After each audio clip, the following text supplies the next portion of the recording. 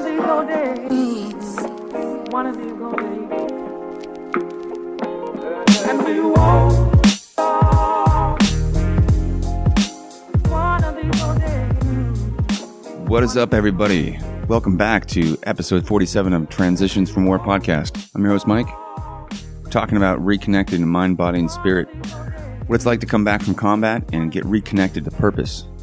We got an episode today with Josh Mantz. And I had a really fun time talking with Josh. He and I have known each other since October when he spoke at an event regarding cultural competency and how to interact with veterans and first responders. And this is all for a therapist, of which I am one.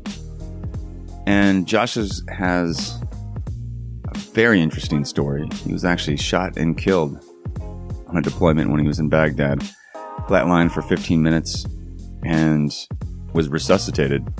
Guys working on him did not give up. And so in today's episode, Josh talks a lot about the struggle to make meaning of that. What it was like to actually die and then come back to life. Not too many people you know can say they have died and come back to life. He talks about his book, Beauty of a Darker Soul, to which we link to in the show notes. I highly recommend you buy the book and read it. Beauty of a Darker Soul, Overcoming Trauma Through the Power of Human Connection. So, without any further spoilers, I'll let Josh talk more about that in our episode. Let's talk about our sponsor for today. Today's show is sponsored by Fireteam Whiskey. Fireteam Whiskey is one of my favorite things when it comes to keto supplements and training plans. It's an app-based personal fitness and nutrition service geared to help active duty military vets take charge of their health with a ketogenic approach to eating and a high-intensity interval training approach to working out. Captain Stephanie Lincoln has graciously allowed us to save 40% on all training plans and coaching as well, and this is new, everyone, so listen up, as well as 15% off on all keto supplements. Just use the promo code TRANSITIONS. It's linked to in the show notes for all my fellow Marines who don't know how to spell transitions. One of my favorite things from Fireteam Whiskey, which I'm drinking right now, is a Spec Ops Shake, Keto Joe. It's got caffeine, it's got MCT oil, it's got yummy, creamy flavor. Wait a second, you don't believe I'm drinking one? How about this?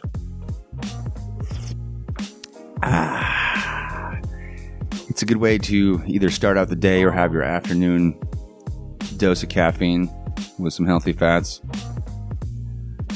And she's also got some bars, which are pretty good too. So head on over to fireteamwhiskey.com and check it out. Promo code TRANSITIONS.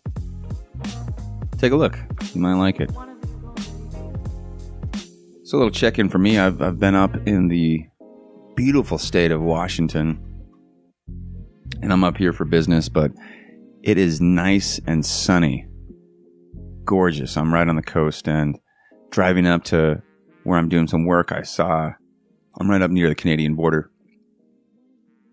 Driving up, I saw all kinds of bald eagle nests, and I saw a couple of them flying around.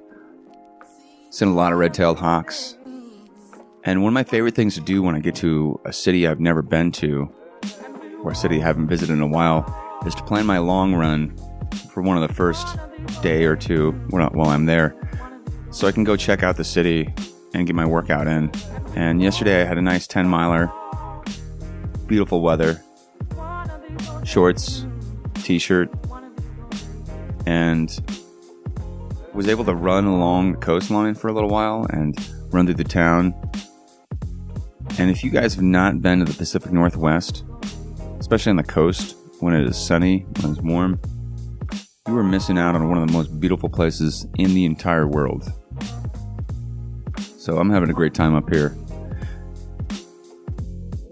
And I want to let you guys know about what I'm doing with the Ironman Foundation, in case you didn't know. Right now, I am working with the Ironman Foundation, and we have launched the Gold Star Initiative. I'll link to it in our show notes, as always. But the Gold Star Initiative is connecting veterans, it's connecting Gold Star families, and it's connecting the community, all within the context and framework of an Ironman triathlon. So this year we have 4 races, and we're starting out in California. Make sure we do this right. But we're going to connect a veteran who will be carrying a flag for or with a Gold Star family to honor their loved one, their son or daughter who died in the line of duty. And I'll be carrying 1, probably 2 this year. And we have a couple other people on board to carry flags for other families of the fallen. So to check out more, you can go to the Ironman Foundation's website and click on the link for Gold Star Initiative. If you want to apply to carry a flag, if you're a vet or if you are a Gold Star family member. Some of these will be relays. We're going to have Gold Stars and vets racing together. All about that connection, all about using grief and using loss, using that energy to really connect to that deeper love and find purpose, find meaning, make meaning out of sacrifice.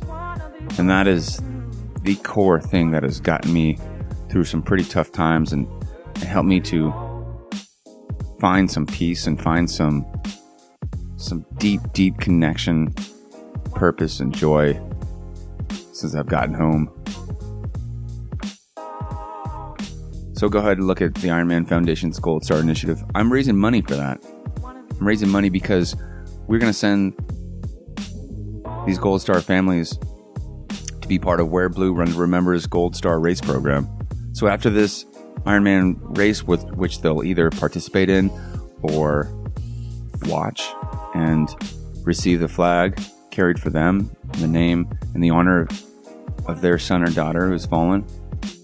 After that, they'll be automatically able to race their own race. And a lot of the Wear Blue crowd, they race the Marine Corps Marathon. They race a lot of the rock and roll marathon and half marathons.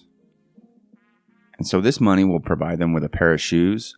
It'll provide them with training programs so they can start wherever they are in their level of fitness. It'll provide them with airfare and lodging and race registration. It does it all for them because if anyone deserves it, it's them. And so that's what makes me so happy. It doesn't just end with this race. We get to send these families off to participate and maybe for the first time notice and feel themselves how good it feels to cross that finish line, to run, to feel their body, and use perhaps that grief as some fuel to tap into that deeper love. Anyways, if you want to donate, please do.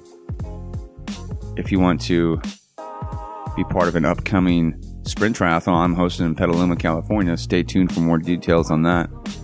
It's going to be a fun one. All right, guys. Oh my God. 8 minutes in. Let's get to the show. One of you gonna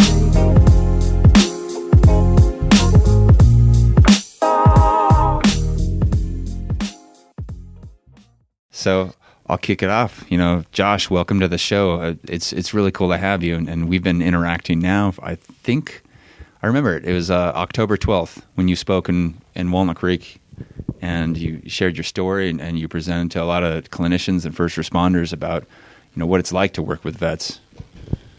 Yeah, it was such a pleasure to meet you there, Mike, at that event at I believe it was JFK University, and really got to spend a lot of time with you over the last 2 months going through this advanced cultural competency course, and looking at the moral and ethical implications of modern combat, modern policing. Yes, it's been a pleasure to get to know you over the last couple months. Yeah, and it's been a pleasure to know you too. I was really struck too when we first met, and when you were speaking just about the experience you had. Everyone who goes overseas has some pretty interesting stories, but you have a very unique story, which we'll get into. And what I really connected with, and I remember I went up and made a point to introduce myself and talk to you, is just that feeling you had of surrender when the lights went out. And it's something that just struck me on this really deep level. I was like, I think I know exactly what he's talking about. It was a pretty profound feeling. So, yeah, tell the listeners a little bit about yourself, and we'll get into that big life-changing moment you had over in Iraq. Sure. So the quick gist of the experience is I was a platoon leader. I was Army infantry, platoon leader in northeastern Baghdad, basically during the surge to Iraq in 2007. And about halfway through that deployment, we were engaged by an enemy sniper, and the bullet severed my femoral artery in my upper right thigh. And I went on to flatline for about 15 minutes straight before the medical team just pulled off this incredible miracle and pulled back a faint pulse. And with that, what makes that even more incredible is, and you describe it in your book, is the fact that when people flatline and people get resuscitated, it's usually within a couple minutes, or if it doesn't work, right? I mean, most people don't come back after 15 minutes. Yeah, it's just rare. I mean, I'm speaking very generally here in the medical community, but you know, a lot of surgeons, doctors, they tend to call it on a patient after about 6 minutes of flatlining, and the reason for that 6 minute mark is afterwards that tends to be the point where catastrophic brain damage tends to set in. So the fact that this medical team kept working on me for a full 15 minutes straight, and then pulled back a faint pulse. I mean, they didn't expect me to live, first of all, but if I did, they expected catastrophic brain damage. And the true miracle of this whole thing is that I woke up with no trace of brain damage and full recollection of the experience. Yeah, and you describe in the book as like the nurse that was attending there just was amazed that you were able to answer questions like where you thought you were and how you got there. And you know, everyone's like, you described the doctor saying, "Yeah, you're a lucky boy." Oh yeah, that was, you know, it was a bizarre experience. You know, waking up in the green zone, and like so many service members, you know, who are committed to those that they serve. You know, I believe the first question out of my mouth was, "Did Staff Sergeant Marlon Harper make it?" Mm-hmm. And you know, I didn't give you the context for this, but the bullet that hit me actually passed through my senior non-commissioned officer first, Staff Sergeant Marlon Harper. It severed his aorta, and then also severed my femoral. So he didn't make it through that experience. But you know, even in that state of mind, it's just kind of part of the military and first responder culture that's what we care about. You know, we tend to relinquish ourselves in exchange for others, and so learning that was a jolt. But in the same breath, it was a privilege to be conscious through the entire experience up until the point that I died, because there's so many positive aspects about it. You know, just seeing being able to witness that medical team work and see them in action. I tell people frequently that April 21st, 2007 was the day where I really meant what it learned to be a member of a team. You know, that medical team conducted the most well-rehearsed battle drill I've ever seen in my life. Just calm, cool, collected, under extreme pressure, well-led. Everybody had a specific job and task. They worked as a unified team. And it was like watching them work was like watching a choreographed dance. Right. You know? And just even in the state that I was in, it just gave me an enormous sense of comfort knowing that I was in such great hands. Yeah. But as you said, it's like, despite their best efforts, I could feel myself starting to die. And, you know, not long after that, I consciously took my very last breath. I knew that was it, and died. What were the thoughts going through your head as this is happening, as like the consciousness is fading? Yeah, that's a really interesting question that I've really been, it's amazing. It's been 10 years and it's like I'm still processing aspects of this, and deriving meaning from it, deeper and deeper meaning, which is really important. Probably something we should come back to here in a minute. But there's a lot of different versions of love, right? And what really emerged for me pretty recently is that from the point of the gunshot to the point that I died was about a 30-minute period. And at first I went through these different phases of different types of love that I experienced throughout that process. Starting with obviously a love for the team, a more general love for the people of the local community, and kind of really being propelled and driven by that to fight to stay alive for my team members, right? To help them persevere through this situation. Yeah, you talked about the stress it was causing them, and you were concerned about them as you were bleeding out on the spot there.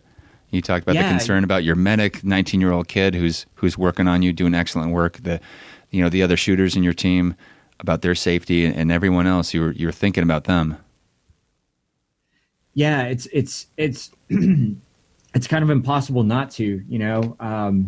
I was very soon after that gunshot happened. I was on the verge of passing out and dying right on the spot. And I just remember as my team was dragging me, I was just falling into a deeper and deeper sleep. And it was actually very peaceful and comfortable. No pain, no nothing, just falling into a deeper sleep. And I just remember one of my team members yelling at me at the time, "Sponsor, stay away." That I could hear the pain in his voice, the emotional pain. And all the other grunts, groans from the other team members came back to my conscious awareness. And I realized in that moment that regardless of the circumstances, I was still the leader of this team. And I had I had a responsibility to fight, to do anything that I possibly could to help them persevere through this situation. Right? The injury wasn't just about me; it was about all of us.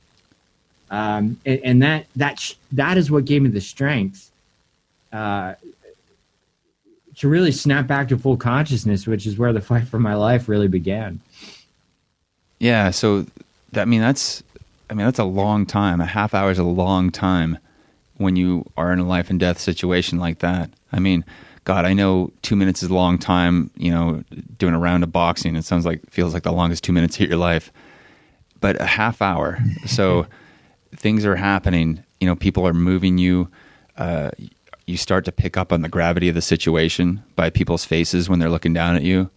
Yeah. And what's it like? So when this sinks in that this is a serious thing, that it's not just something that can be bandaged up, what's going through your mind, and what are you feeling then?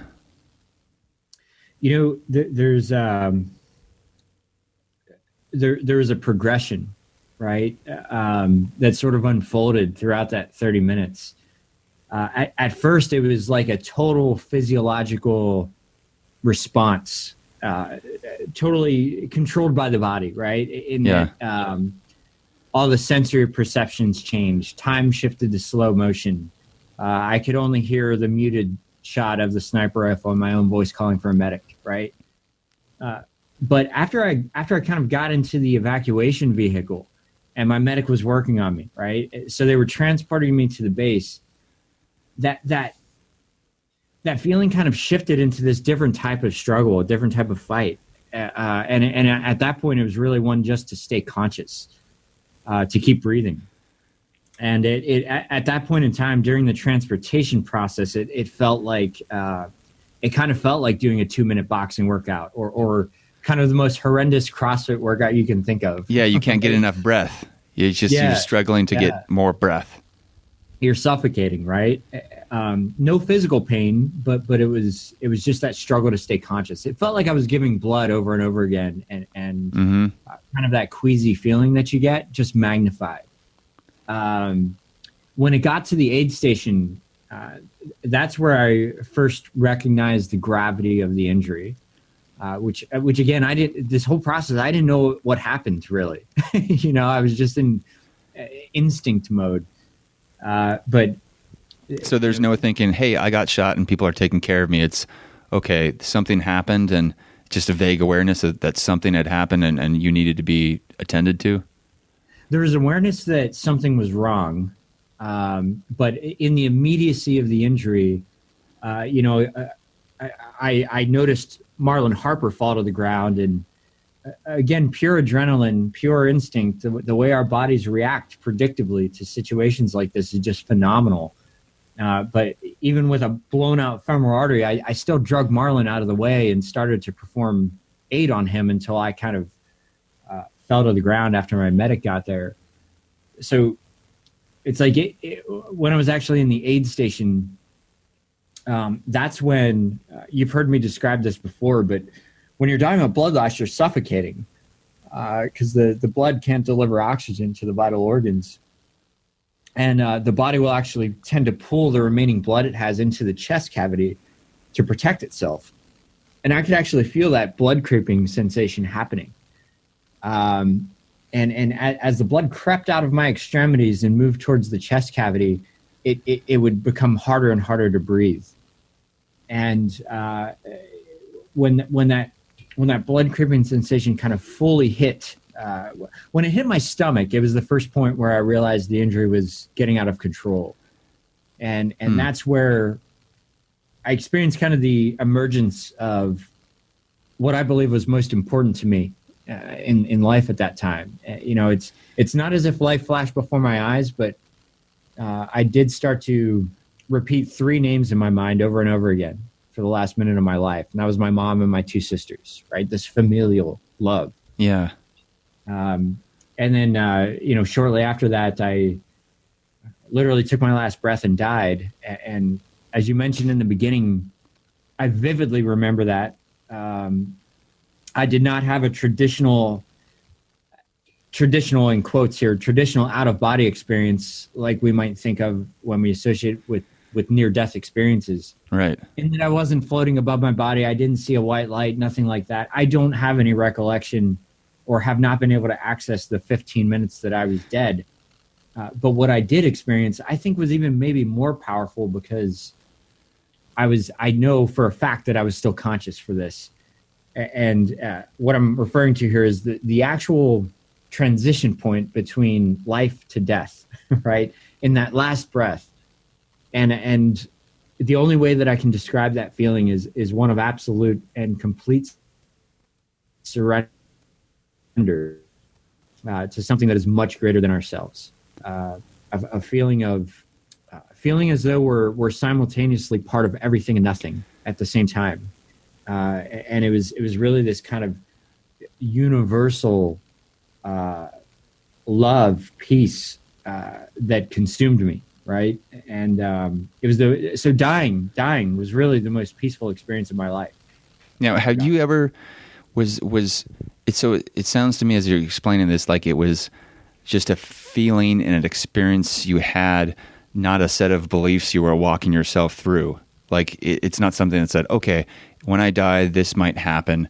But as you're dying, as you're feeling that, you're just going into this absolute state of just surrender and love, and just things are okay and peace. Yeah, that's a good way to describe it.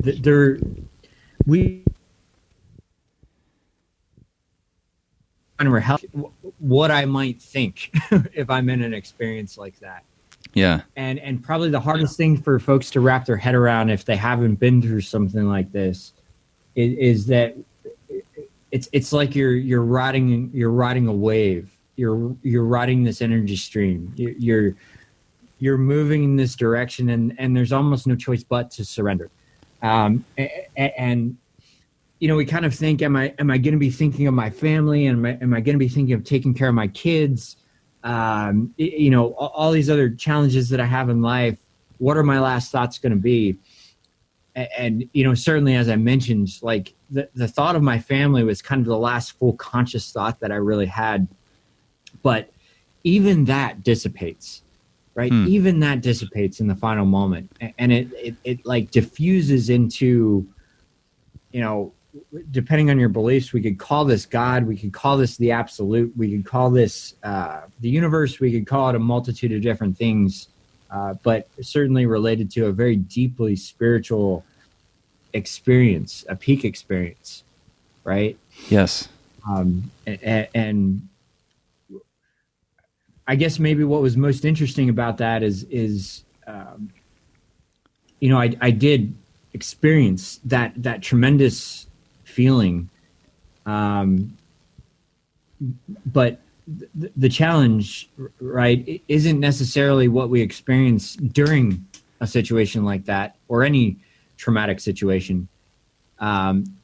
It's about deriving the meaning of it afterwards, and that was the true struggle. That was the true journey, right? Is the process of understanding the meaning of that afterwards. Right. Which took about a decade to really start to begin to really uncover. Oh, I mean, my experience is obviously different than yours, but that same feeling of an absolute surrender into, well, I guess I'm dying. And so the surrendering and experience just intense connection and nothingness and everythingness, all these things that I've struggled to find the words for, took me, yes, at least a decade to start to really even process a little bit. So what was it like, you know, how did you start to process that? Or did you put it off to the side for a while? You're just like, okay, I'm alive now. I got things to do, because you were focused on getting back to the war and back to your guys. Yeah. Dangerously so, right? Probably the best way I could, this is such an important question because it really lies at the root of everything that I do today, right? And the messages that I attempt to project. You know, the bottom line is I didn't process it. Right. I thought I did. I thought I was, right? All the best of intentions. I never had, I've always been an open book. You know, I never had issues talking about the experience, speaking about it. Yet, I was a very long way from understanding its true meaning and really going into the level of processing it took to understand what surrender really meant. And I guess the most concise way is, you know, when we experience situation, a peak experience, right? Certainly that can be derived from a near-death experience. It can be derived from a deeply traumatic experience. It can be derived from a powerful dream that we have, a psychedelic experience, a rite of passage, right? There's many different ways that human beings have kind of catalyzed a transcendence of consciousness in certain ways, right? And with me, during that near-death experience, I did experience this powerful feeling of surrender, but didn't know what that meant, right? Didn't know how to fit that into the context of life. Oh my God. Yeah. It doesn't, you know, see, that's the, it's such a good way of putting it. I mean, and I relate to my own, I remember just that it did not fit into any kind of schema or any idea I had about life. So it was something that my mind said, this is something we don't know. It's an outlier. We're going to push it to the side for a while. We don't have even the vocabulary to start to even think about this. Right. And what we naturally try to do, again, very natural thing to do here. It's how our bodies work. It's how our brains work. It is, after that experience, I think I naturally fell into this trap of trying to fit this new version of who I was now into the old model of who I was beforehand. And it was almost like trying to fit a square into a round hole, you know? Yes, exactly. And psychologically, that becomes incredibly dangerous, right? but because if we don't know what to do with these experiences, it's almost like we're walking towards the edge of an emotional cliff. And that's precisely what happened to me. I continue to drive forward, push forward, overcome these incredible things to the people who saw me on the speaking circuit. I was kind of back in bed. I was not forced to do that. I actually lied, cheated, stole, did whatever I could to get back to my team. You know, I was pulling staples out of my leg with a Leatherman. I got that visual when I read that. I was like, nice. Yeah, and it's like we look at that and those are qualities that we can honor, right? And it's something that so many first responders and military personnel embody. Yet there's an inherent risk to that as well. That the aggressive approach that I was taking towards life was essentially a mechanism to avoid understanding the true meaning of this experience. And it was like a resistance to transforming, essentially. It is. And this all happens until we put conscious awareness into it. It all happens outside of our awareness. So, like, for example, I'm pretty sure you didn't have the dialogue in your head like, I'm not going to try to incorporate this new experience in my life. I'm going to resist it for a while. And that doesn't happen. You're just doing what you know, and you have two competing ideas in your head, your experience that you just had and your life before that of how you saw the world and experienced it, competing in that cognitive dissonance of like, these don't fit together now. Right. And it's more of a, like you said, it's not a conscious thing that you're trying to avert it. It's a subconscious thing. It's like you're being called by this experience in some ways into this new form of yourself. And it's a matter of learning how to embrace that and lean into it rather than avoid it. And inherent to that process really is something of a death, and I'm not talking about the near-death experience. I'm talking about it's like a death of identity, right? It's like ultimately, but before I could truly, what I would say really marked kind of a significant turning point in my healing process from this. What was when I had this realization of learning to accept and acknowledge the death of my old self, so that I could learn to embrace who I was in the present moment. That's a really good way of putting it. It's hard to do that because the comfort of, you spent, how old were you when this happened? It's hard to believe I was 23, man. You're 23, but that's 23 years you spent into this old self. And so you know what that is. It's very familiar. And the idea of moving to this new self it's terrifying, I think, at that subconscious level because it's unfamiliar. It's right. All direction is lost. You don't have your footing on something solid. And we have that deep desire to want to control things, right? Yeah.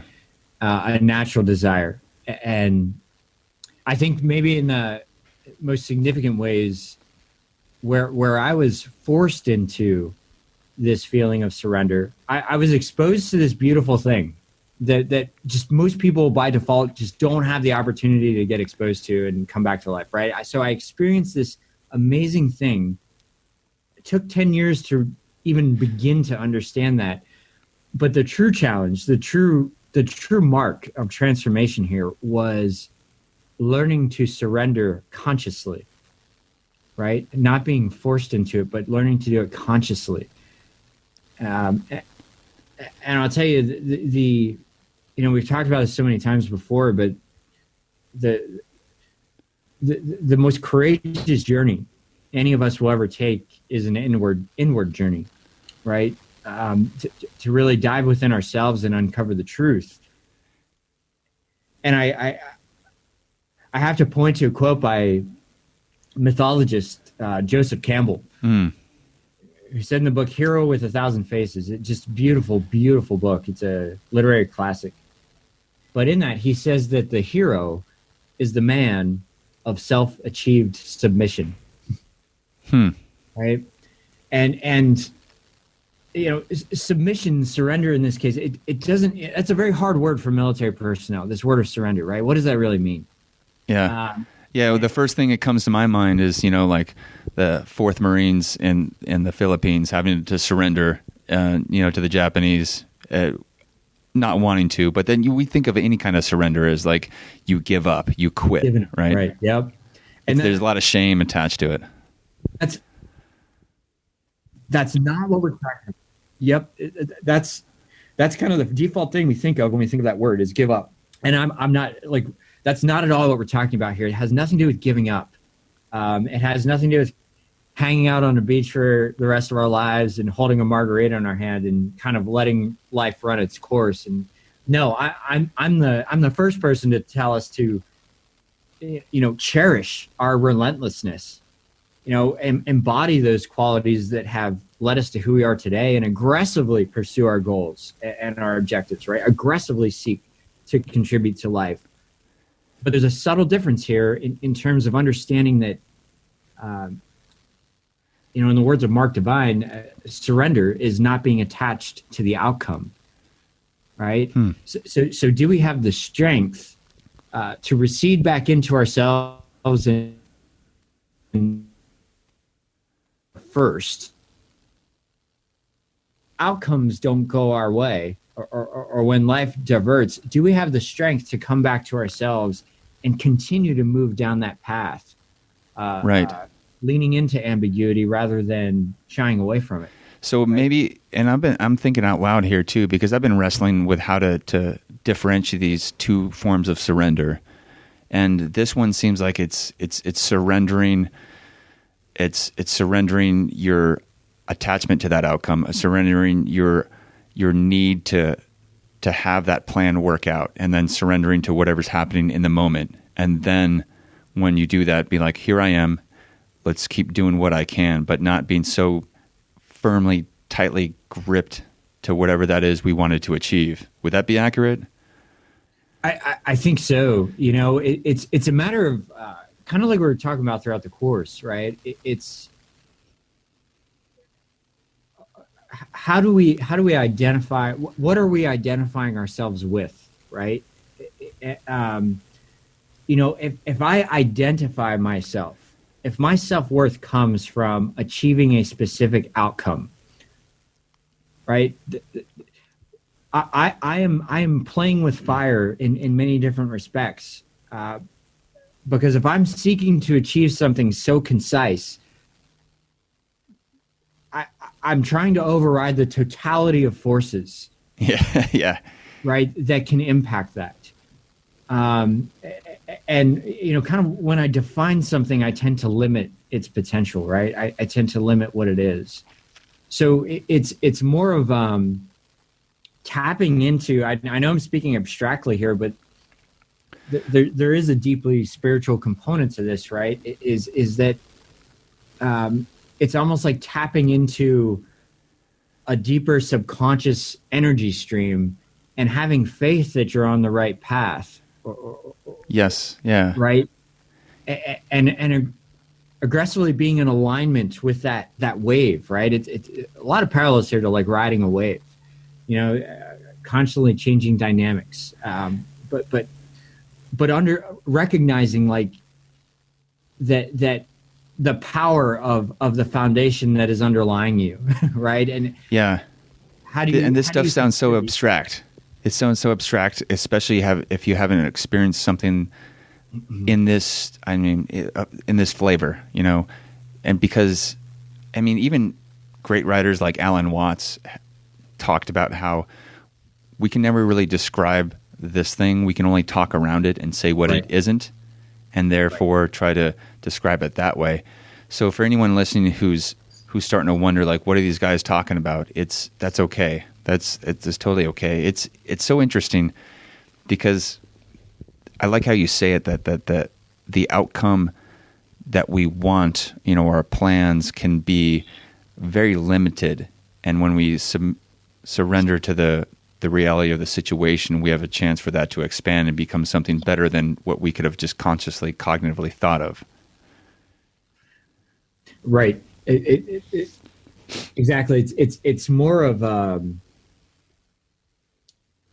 I guess to say this differently, life is transformation, life itself, right? It's a journey, right? It's never a fixed point in time. It's constantly changing. It's never static. And our maybe our greatest challenge and our greatest opportunity as we live our lives is to really continuously discover and rediscover what it means to participate in this ever unfolding phenomenon that we call life. That's a really good way of putting it. Just always returning to that sense of wonder that we don't know it all. And for me, I found a lot of help to define some of these things or to grasp onto some of these concepts and open my mind to them. And I think in a lot of Eastern philosophy and Eastern spiritual works, I mean, like just the one you said, not being attached to the outcome. Hearing that in the Bhagavad Gita, doing the work for the sake of the work and not for the outcome. But a lot of these cultures and traditions that had a lot of experience doing this inward journey have been able to define it a little better than some of the traditions I grew up with. And so for you, how did you start to process this? How did you start to come to understand what had taken place in your life? Well, Mike, jokingly, the universe slapped me around enough until I finally got the. I mean, it's like one thing that I'm so adamant about discussing is that psychological trauma, adversity, it doesn't discriminate, right? It comes in many shapes and forms, and it impacts all of us. And the challenge is learning how to understand that in our own ways. It's not a matter of comparing ourselves to other people, and that's why I say that. Obviously, I share this experience probably every day for the last several years. This near-death thing, because it's fascinating to just humanity. It's fascinating to me.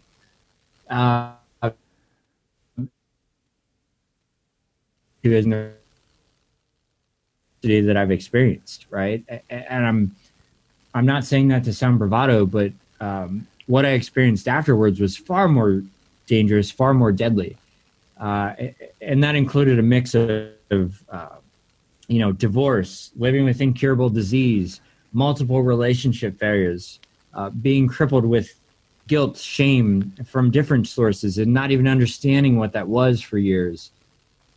So it led to this progressive degradation because, objectively speaking, I was essentially failing to recognize the root cause or causes of what was driving this degradation.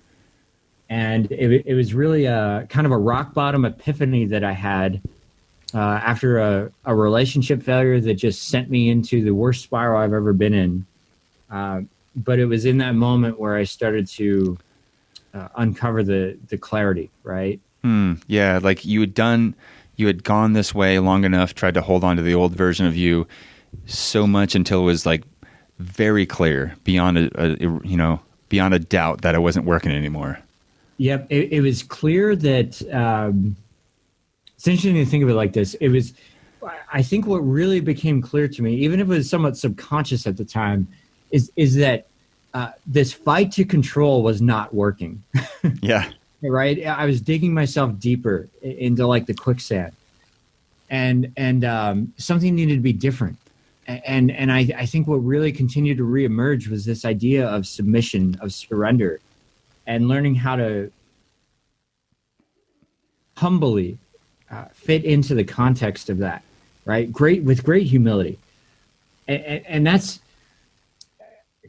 kind of something I've come to believe is that creativity is the inverse of psychological trauma. And where adversity and trauma tends to leave us trapped in our past, a creative process is something that can essentially disrupt that, right? Dislodge us and help us move forward. So in terms of really starting to come through this I'm really passionate about education and the continuous, like especially philosophy, consciousness studies. I kind of there's just so much incredible value in these great thinkers that came before us, and it's really like the academic community, the intellectual community is one way to help us achieve a very different perspective on life, right? And to me, perspective is everything. Oh, completely. Because many people who have come back and gotten wounded, gotten injured, it could be easy to sit in that and become bitter or become resentful. But just the way you describe it, you look at your perspective you were able to either shift your perspective or have that perspective in the first place of noticing all the things that went right, with your team working together, with the response of the Iraqis in that community to come together to catch that person, the counterinsurgency efforts, all these things. So that perspective helped you immensely. Was that something you always had, or was there a process of looking at it differently? No, it's something that unfolded, right? It unfolded and emerged over time. And I want to be like crystal clear here that this isn't easy, right? It's and even having this discussion today, this is stuff that I continue to work on. It's not like it's. I mean, truly, like I never speak about anything that I don't personally practice, and like transformation, it really is a journey. Not a fixed point in time. The biggest mistake that I think I made, again, unintentionally, innocently, the biggest mistake that I made was reaching a point where I got too comfortable, reaching a point where I felt like I had overcome all this stuff, that I got it, and that's when I became the most vulnerable. Yes, that's true. I can recognize that in myself, that, all right, I finally moved past this. I've graduated from this. And then you're not prepared for when it hits you again. You're like, oh, I guess this is still happening. So that it ambushes you. Right. And what essentially allows us to remain resilient to that? For me, I found that it's really the internalizing this deep humility, that there's always more to learn from our experiences and what it means for us today. Yeah. And kind of emanating from that foundation first, rather than thinking of this as an end state of I'm going to therapy specifically to overcome X. Right. In 12 weeks, I'll be done with this, Right. Then that's when I can be okay and I'll know everything and everything will work out. That's such a good way of putting it. So it's this continuous humility, this continuous, the Buddhist traditions would call it that beginner's mind of saying like, okay, all these things, even mundane things in life, there's something more to learn. There's something more I can be open to and experience. It is, it's there's so many things that when you're able to reach a certain point and being able to open yourself up to experience the awe, the mystery of life, again, are things that can kind of just give you so much reprieve and confidence moving forward. Like in whatever way that is for you, whether that's through education, whether it's through music, dance, creative arts, processing the past through, a disciplined approach to therapy, the combination of all these things really sets the stage for ongoing transformation, and coupled with a lot of the things that you specialize in, Mike, which is, you and I deeply agree on this, that, there's a paradox here that here we are saying surrender, but at the same time, it's important to kind of display this plasticity of also controlling the things in our lives that we can to set the conditions for this process of transformation. Like specifically, I'm referring to like the self-leadership principles. You know, are we leading ourselves physically, socially, emotionally, mentally, spiritually? Are we maintaining a disciplined wellness practice to give our bodies every chance we can to set the conditions for our success? But are we doing that with humility, essentially? Humility is a big word for me. Yeah, that's humility, and that's a good one. And that's a tough one. You know, it's especially tough. I see when you've been specialized or when you're very advanced in one area, to be humble enough to be a beginner at something, you know. And for me, it was okay.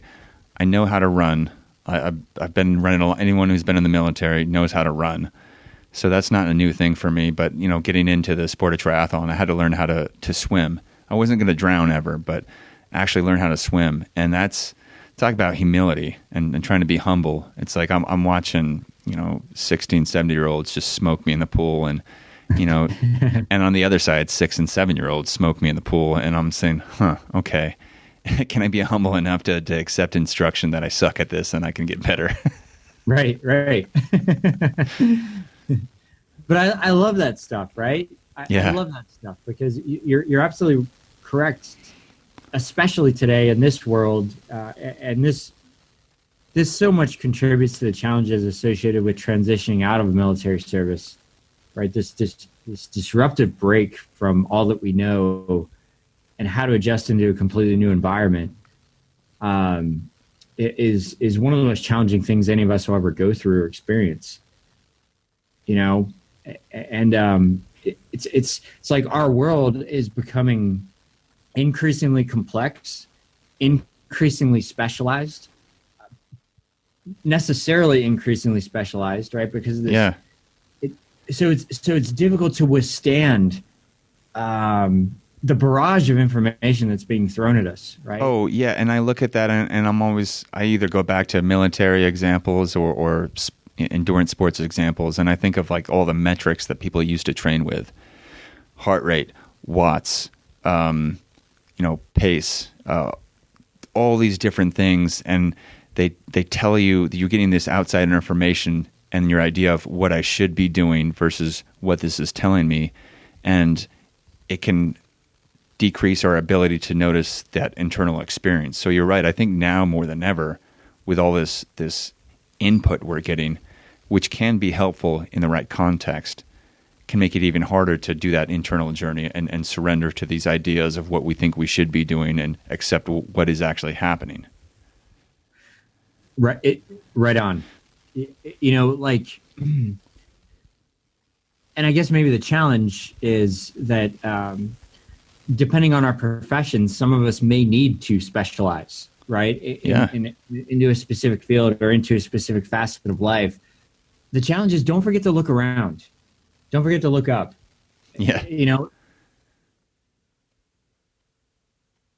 on our specific else that is life. And so in one sense, it's important to aggressively pursue mastery in your given craft or your given profession, but do that within the context of a larger society, a larger planet, a larger cosmos, right? And everything, all the dynamic forces that surrounds us, you know?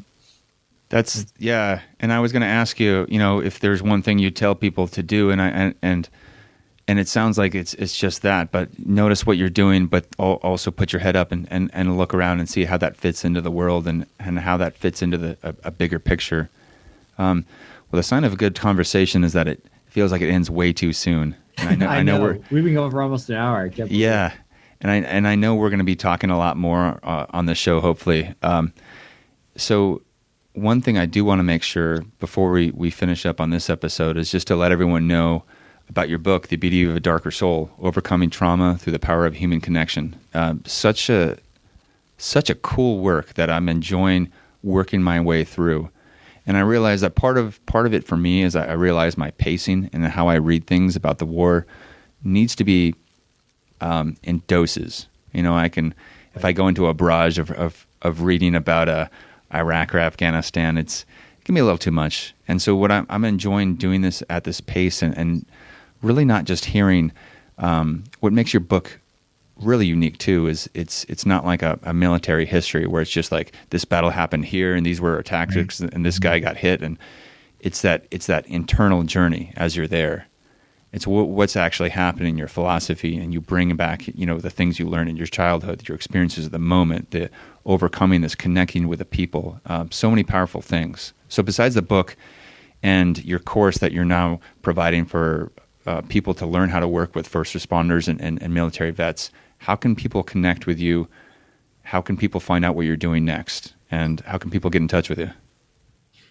Yeah, thanks for that, Mike. The best way is I'd say hit me up on social media. The name of my company is Asymmetric Mind. So the social media page, Asymmetric Mind LLC, you can find me on there by Googling it or whatever.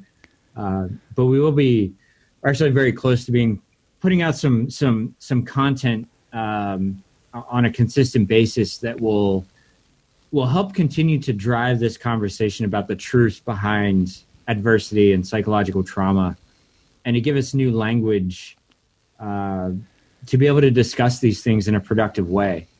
As I know you're very much in tune with, but asymmetricmind.com is the website. So I definitely encourage you to check us out.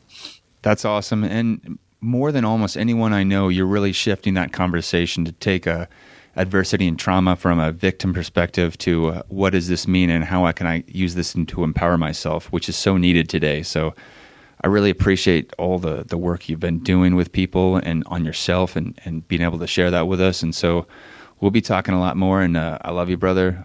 Support you, and until next time, let's keep this conversation going, and let's meet back up and get deeper into it. Hey, love you too, man. Let's keep it going. We'll get right there. On.